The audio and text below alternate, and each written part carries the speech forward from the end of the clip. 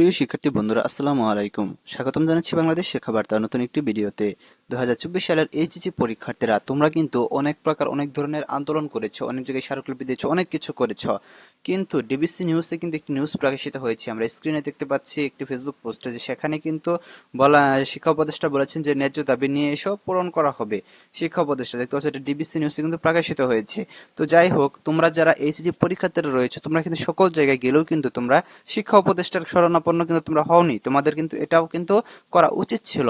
আরেকটা বিষয় হচ্ছে যে বর্তমান সময়ে কিন্তু তোমরা যে আন্দোলনের কথা বলছো, যে তোমরা বারবার আন্দোলন করবা, আন্দোলনের সাথে জড়িত হবা, তোমাদের রবিবার, সোমবার বা মঙ্গলবার তোমাদের আন্দোলন হবে, এরকম কিন্তু নানা ধরনের কথা কিন্তু দেখা গেছে যে সোশ্যাল মিডিয়াতে কিন্তু প্রচারিত হচ্ছে। তো তোমাদের এই আন্দোলনটা কি শুধুমাত্র ফেসবুক আন্দোলন? এটা নিয়ে কিন্তু অনেকেও কিন্তু প্রশ্ন করেছে যে এইচএসসি 2024-এর পরীক্ষার্থীরা যে আন্দোলনটা করতেছে, এটা শুধু ফেসবুকে সীমাবদ্ধ। এই আন্দোলন কিন্তু দেখা গেছে যে এর আগে তোমরা যে করেছিলা সেটা কিন্তু একটা বিশাল রূপ নিয়েছিল। তো তারপরে দেখা গেল যে পুলিশ এবং সেনাবাহিনী কিন্তু তোমাদের সাথে যে একটা সংঘর্ষ হলো, তারপর থেকে কিন্তু আন্দোলনটা থেমে যায়। তবে হ্যাঁ, তোমরা বিভিন্ন জায়গায় গিয়েছো, কিন্তু তোমরা শিক্ষা উপদেষ্টার শরণাপন্ন হওনি। এটা হতে পারে তোমাদের একটি ভুল পদক্ষেপ। তো তোমাদের শিক্ষা উপদেষ্টার শরণাপন্ন হওয়া কিন্তু উচিত ছিল। তো ইতিমধ্যে আরেকটি নিউজ প্রকাশিত হয়েছে, সেটি হচ্ছে তোমরা যারা এইচএসসি 2024-এর পরীক্ষার্থীরা রয়েছ, তাদের উদ্দেশ্যে কিন্তু জাতীয় বিশ্ববিদ্যালয় ভর্তি পরীক্ষার কিন্তু একটি তথ্য কিন্তু পাওয়া গেছে, এবং এটা জাতীয় বিশ্ববিদ্যালয়ের একজন ঊর্ধ্বতন কর্মকর্তা কিন্তু এটা নিশ্চিত করেছেন। তো এর আগেও কিন্তু 2014-15 সালে কিন্তু জাতীয় বিশ্ববিদ্যালয় ভর্তি পরীক্ষার সিস্টেমটা কিন্তু তারা করেছিল। তো এখন বিষয় হচ্ছে যে তোমাদের যেহেতু ভর্তি পরীক্ষা সিস্টেমটা করলো, এখন তোমাদের কিন্তু রেজাল্টে কিন্তু বিশাল একটা কিন্তু পরিবর্তন হয়েছে। যেমন ধরো, অনেক খারাপ স্টুডেন্ট ভালো রেজাল্ট করেছে, অনেক ভালো স্টুডেন্ট খারাপ রেজাল্ট করেছে। সেই তো রেজাল্ট অনুযায়ী যদি তোমাদের জাতীয় বিশ্ববিদ্যালয়ে আসন বিন্যাস করা হয়, মানে সিট দেওয়া হয় তোমাদের, তাহলে কিন্তু দেখা যাবে যে মেধাবীরা কিন্তু বঞ্চিত হবে। সেই থেকে তারা কিন্তু উপলব্ধি করতে পেরেছে যে তাদের রেজাল্টটা কিন্তু আসলে সঠিকভাবে প্রকাশিত হয়নি। সে থেকে তারা হয়তো বা সিদ্ধান্ত নিয়েছে যে জাতীয় বিশ্ববিদ্যালয়ে ভর্তি পরীক্ষার তোমাদের আয়োজন করা হবে। তো এই ভর্তি পরীক্ষার মাধ্যমে কিন্তু সেখানে মেধাবীরা স্থান পাবে। রেজাল্ট যে যত বেশি করুক না কেন, প্রকৃত মেধাবী যারা, তারাই কিন্তু সেখানে স্থান পাবে।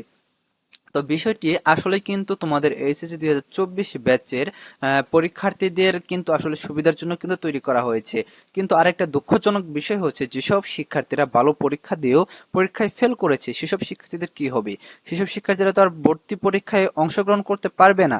তাদের জন্য কিন্তু অনেক বিশাল একটা কিন্তু খারাপ খবর এটা। তো তোমরা এইচএসসি 2024 পরীক্ষার্থীরা বিভিন্ন জায়গায় গিয়েছো, বিভিন্ন কথা বলেছো, তোমাদের উচিত ছিল যে তোমরা শিক্ষা উপদেষ্টার শরণাপন্ন হইতা, অথবা তোমরা ডক্টর ইউনূসের শরণাপন্ন হইতা। তাহলে কিন্তু দেখা যাবে যে এটা নিয়ে হয়তো বা তারা একটু অগ্রসর হতে পারতো, বা তারা একটু গুরুত্বপূর্ণ ভূমিকা পালন করতে পারতো তোমাদের দিক বিবেচনা করে। তো যাই হোক, তোমরা এইচএসসি 2024-এর পরীক্ষার্থীরা যারা রয়েছে, তারা এখন পর্যন্ত কিন্তু তারা আন্দোলন করতে চাচ্ছ, তারা আদালতে রিট করতে চাচ্ছ। আরেকটি বিষয় হচ্ছে যে আদালতে রিট করার যে বিষয়টা, সেটা কিন্তু এর আগে থেকে, অনেক আগে থেকে কিন্তু শুনতেছি যে আদালতে রিট করা হবে, কিন্তু এখন পর্যন্ত কিন্তু আদালতে রিট করা হয়নি। তো এখন বিষয় হচ্ছে যে এই রিটটা কবে করা হবে। দেখো, এখানে একজন পোস্ট করেছে, রিট কবে করবে ভাই? ডেলি শুনতেছি কাল করবে, সেই কাল কবে আসবে রে ভাই? এখানে বিষয় হচ্ছে যে তোমরা যারা এইচএসসি পরীক্ষার্থীরা রয়েছ, তোমরা যে আদালতে রিট করতে চাচ্ছ, এখানে কিন্তু দেখা গেছে যে তোমাদের এইচএসসি 2024-এর কিন্তু সকল শিক্ষার্থীরা নেই। তোমরা যেমন আন্দোলনের মাধ্যমে তোমরা যে তোমাদের পরীক্ষাটা স্থগিত করেছিলা, এবং পাশাপাশি সাবজেক্ট ম্যাপিং এর মাধ্যমে তোমাদের রেজাল্ট দেওয়ার যে বিষয়টি তোমরা এনেছিলা, সেটা কিন্তু তোমাদের সকল শিক্ষার্থীর অংশগ্রহণ ছিল প্রায়।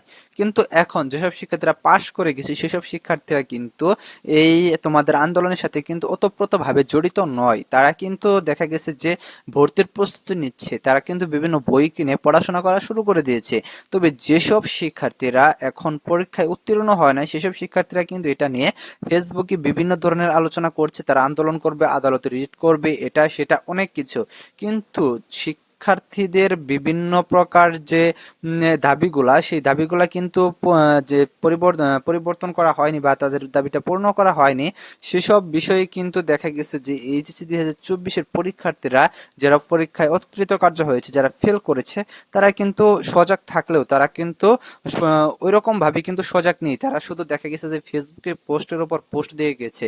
দেখতে পাচ্ছ আন্দোলনের সবাই কতটুকু প্রস্তুত, এটা কিন্তু 12 ঘন্টার আগের পোস্ট। তাহলে দেখো এখানে ফেসবুক জুড়ে শুধু আন্দোলনই হচ্ছে, আন্দোলনই হচ্ছে। দেখতে পাচ্ছ যে সকল আন্দোলন সফল হয়, অবশেষে এইচএসসি 2024 হেরে যায়।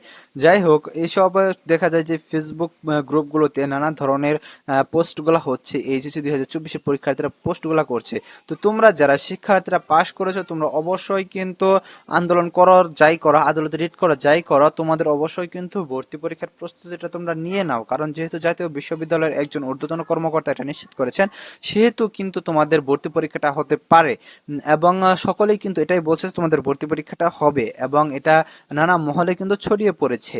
কাজে তোমরা প্রস্তুতি নাও। আর তোমাদের যে বিষয়টা যে ন্যায্য দাবি নিয়ে এসব পূরণ করা হবে এরকমটা শিক্ষা উপদেষ্টা বলেছেন, এই বিষয়টা নিয়ে তোমাদের মাথায় রাখা উচিত ছিল। এবং এটা দেখতে পাচ্ছ 25শে নভেম্বর 2024-এর ডেট।